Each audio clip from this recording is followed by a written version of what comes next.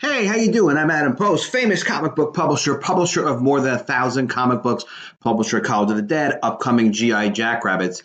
Today we're talking about this freaking mess, Birds of Prey, making them look ugly on purpose. Hollywood is focused on making women of all sorts and sizes look ugly instead of beautiful.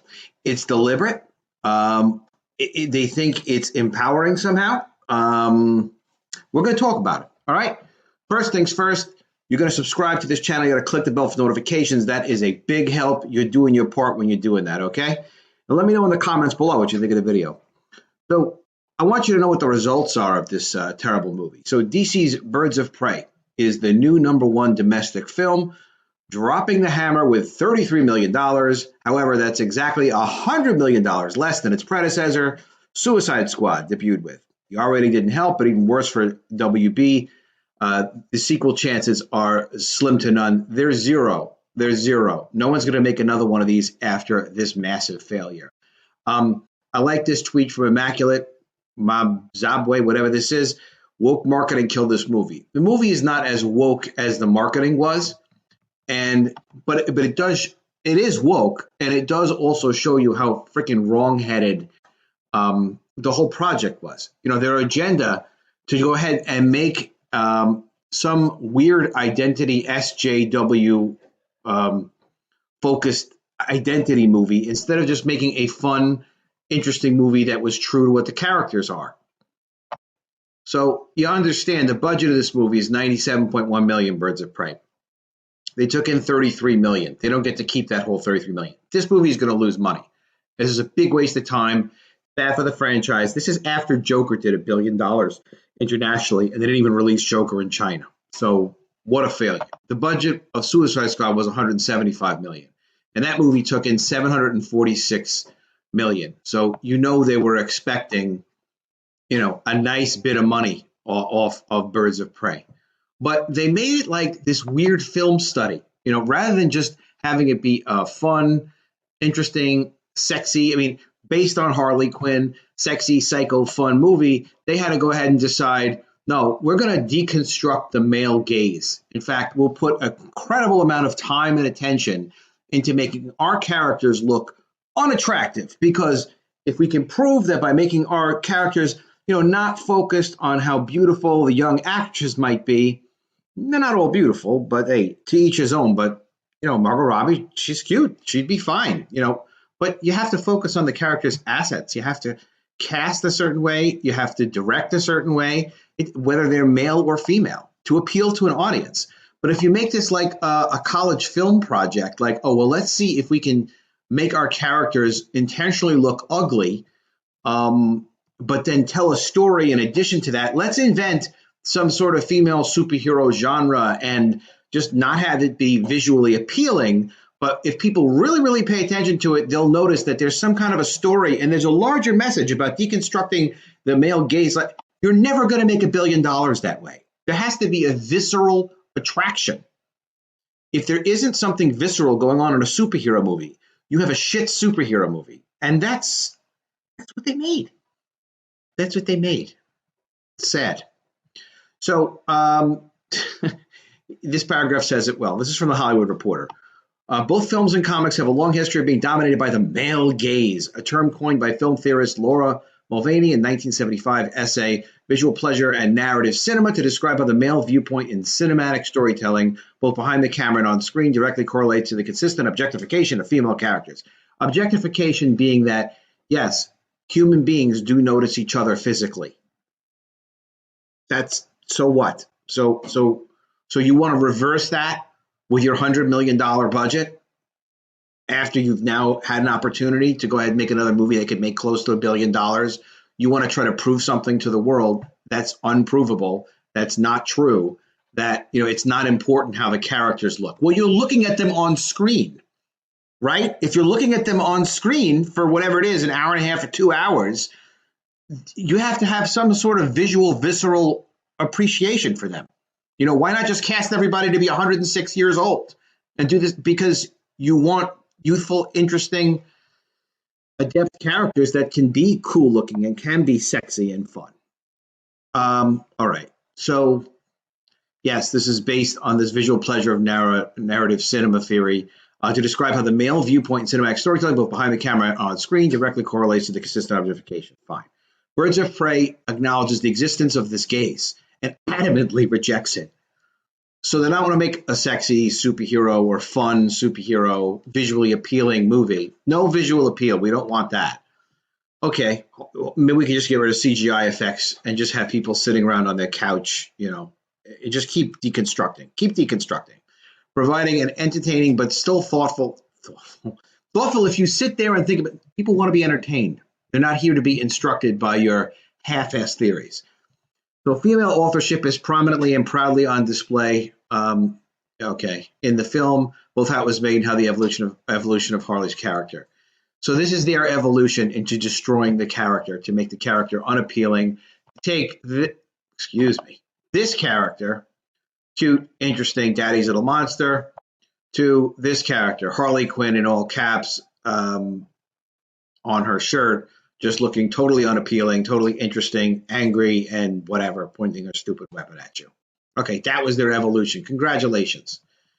No one's going to want to dress up as this for Halloween. You'll still get girls that dress up of all ages in the daddy's little monster shirts, looking adorable, running around, acting wacky. And this hateful, actually evil, not attractive, weird look on her face girl is not going to have popularity in the future. It pisses me off. What a waste and how stupid. So here you go. This is the wrap up on this. The point is, as the author said, the point is not that straight men shouldn't be allowed to fantasize. They should be. Or that all the male gaze-laden comic book films of yore, and those undoubtedly yet to come, should be burned in ceremonial pyres. The Daddy's Little Monster shirt makes a cameo in Birds of Prey. Harley insists on keeping it for sentimental reasons. She says that shirt and all of it represents do not need to be destroyed. Just put them on the side and just don't use them anymore. Okay. It can be kept and even recalled fondly. All right. That's nice that it can be. The point is that social justice warrior, idiotic feminists need to take their stupid dance theory concepts and try to ruin existing cool franchises. That was my addition. The point is that there needs to be room at the table for everybody else. Yeah, you can have whatever characters that you want to pitch. Make your own stupid, ugly characters, pitch them to studios, and try to get them funded. Try to make the business case for why your project should exist, not why you should be ruining someone else's project or someone else's property. The superhero genre has privileged one specific gaze for a long time. Let's say action movies have too much damn action in it. Why isn't there more romance? It's a effing action movie, okay? That's how come. Anyway, but these stories appeal to and owe their success to audiences spanning every demographic under the sun. And it does not deserve to be better reflected in who gets to tell the stories. Because you can't destroy a genre by reinventing it and saying, see, now we're equal. See, a romance movie is an action movie is a comedy. Why aren't there more comedies in romance? It's like, well, they're different genres. It's not science fiction either. So where's the spaceship? To be fair to all the people that like science fiction. Freaking idiots. They did this in Captain Marvel too. This was a great meme that was going around. My friend Sierra Whiskey was tweeting this. When you see this and hope for this, see Brie Larson, hope for this, but end up with this. Yeah, they got rid of the male gaze all right in Captain Marvel as well. Like, she's pretty. She could look good. I mean, they could have done better, but they didn't want to. They needed to make her look ugly. Make them look ugly. All right, I don't want you to look ugly. I don't want women around you to look ugly. I don't know if you're a woman or a man or if you're both or, what you identify as, but there's ways of making yourself look more attractive. And because of the hideousness of Harley Quinn, we're going to go over this. So write this down. I'm going to give you a link in the description. Pay attention. 7 simple ways to make yourself instantly more attractive, according to science. You can boost your allure with a few easy body language changes. This is real, okay? And if you can't do any of these things, you got to explore that because you got to work on it. You need to be able to do this sort of stuff. You have to have this basic confidence. All right, this is going back to April 2018. So the world is it's not that far out of date. Okay, so you can do this, and it works for any type of gender that you want to be. Number one, be altruistic. Helping others with no thought for yourself has been shown to be more attractive than good looks when it comes to those for a long-term relationship. All right, that's your number one. Number two, use metaphorical compliments. I like this a lot. According to Chinese researchers, and they're right, women prefer men who use metaphorical language to compliment them. It triggers the imagination. It's very good. They claim that compliments like your eyes are like morning dew or your smile is a naughty goblin. All right, I don't like the naughty goblin, but you get the point. Are better received than literal expressions like your lips are so sexy. The theory is that using metaphorical language requires more intelligence than obvious compliments. It makes it look like you're really taken with the person and you're going to an extreme, and it also triggers their imagination. So you're hitting them on more than one level with a compliment. It's very potent. Look, people have problems with this. All right. It's normal if you have a problem with this, but you need to really work at this and fix this. Look directly at someone and smile. It's no secret that maintaining eye contact is an effective flirting technique, but according to scientific research, it actually makes you seem more attractive too. It shows a certain confidence. If you're not comfortable looking at somebody in the eye, it's a problem. So even at the supermarket checkout, you could say, hey, how are you? Thank you very much. Make eye contact when you do that. To boost your appeal, the most simply look directly at the target of your affections and smile at them. All right. We're almost done. Don't worry. Modify your walk. All right. This is good. Swaying your hips or adopting a swagger when you walk can make women and men more attractive, respectively, according to research. In fact, you could double your allure simply by, Harley Quinn, are you listening? You could double your allure simply by walking in a different way. For women, it's a case of swinging your hips from side to side, whereas men should walk with a swagger in their shoulders. You pretend to be Italian, okay? Do you hear what I'm saying? That's what you got to do, all right? Watch some movies from the 70s. Watch some movies from the 60s, 50s when men were men, all right? It'll help. Number 6, nod your head. This is a good one. I do this a lot. No wonder people like me so much. Nod your head. People appear up to 40% more attractive to up to 40%? Yes, 40%. They did the numbers to others simply by nodding their head. In fact, a study found that doing so makes someone seem more approachable and likable. You're generating rapport with somebody when you're nodding your head and you're acknowledging them. Everybody likes to be acknowledged. So if you acknowledge someone else, they're going to acknowledge you. Number 7, this is very controversial, but you should do this.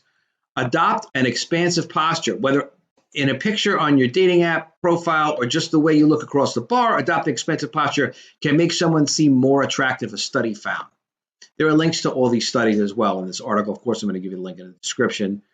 Be sure to use it. This means having your arms and legs facing outwards rather than crossing or folding them. Yeah, don't seem closed off. The idea is that expansive postures signal openness and dominance, which are often seen as attractive. Those are your 7 tips. I'm going to give you an 8th one. The 8th one is use somebody's name. They really like to hear their name used. So if you're talking to Kathy, you'd say, hey, Kathy, one thing about you is, whether it's a compliment or not, oh, you're really funny, even that. But rather than saying, hey, you, women particularly like to hear their name. All right. Speaking of which, College of the Dead, it's coming out this month in February. It's my comic. It's full color. It's very good. The women are beautiful. The men are tough. The zombies, they bite people. That's what zombies do. The art is amazing. Check it out. You can sign up to get notified. I want you to sign up for that so I can get you an email when the project's released. It's going to be released very soon this month, February 2020. All right. I will, of course, the link's in the description. It's also at collegeofthedead2.com. I will see you soon with another video. You can bet on that. Make sure you're subscribed. Click the bell for notifications. And tell me what you think of this video. And let me know if these 7 tips have inspired you to become more attractive so you don't wind up ugly like this horrible version of Harley Quinn. All right. I will see you soon with another video. And if I don't see you, I'll miss you.